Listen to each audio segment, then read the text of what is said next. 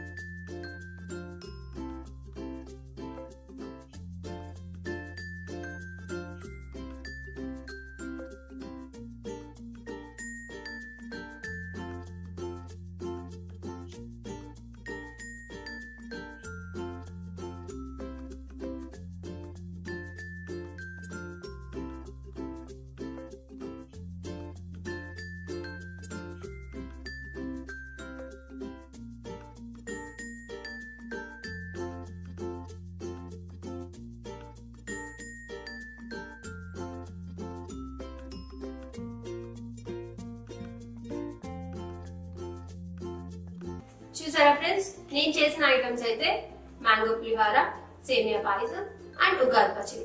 ఉగాది రోజు ఉగాది పచ్చడి ప్రతి ఒక్కరు చేసుకుంటారు, అది మన ట్రెడిషన్ కాబట్టి.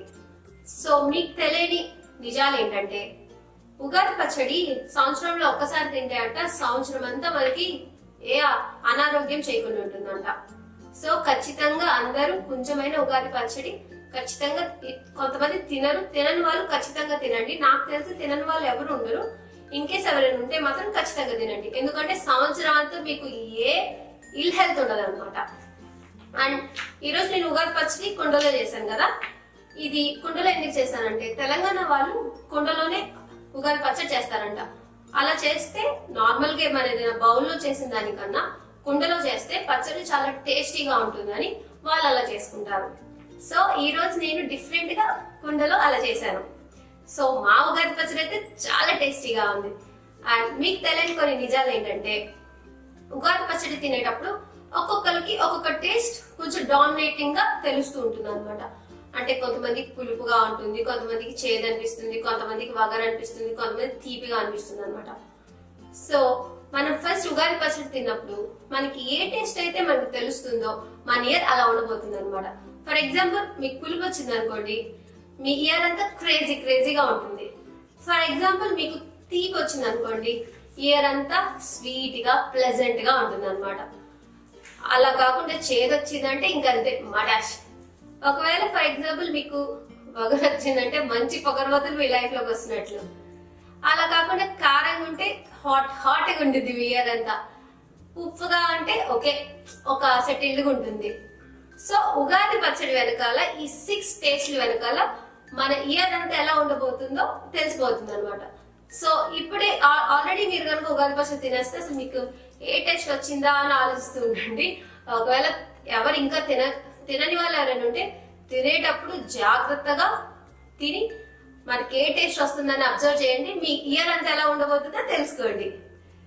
సో ఏ ఫ్రెండ్స్, నాకు తెలిసిన ఉగాది విశేషాలు నేను మీతో షేర్ చేసుకుందాం అనుకున్నాను. అందరూ హ్యాపీగా మీ ఫ్యామిలీ అండ్ ఫ్రెండ్స్ తో ఉగాదిని ఎంజాయ్ చేయండి. Once again happy Ugadi from #talks. ఈ వీడియో కనుక మీకు నచ్చితే లైక్ చేయండి, షేర్ చేయండి, మీ ఫ్రెండ్స్ అందరితో షేర్ చేసి సబ్స్క్రైబ్ చేయించండి, ఎందుకంటే ఈ ఫ్యాక్ట్స్ ఎవరికి తెలియదు కదా.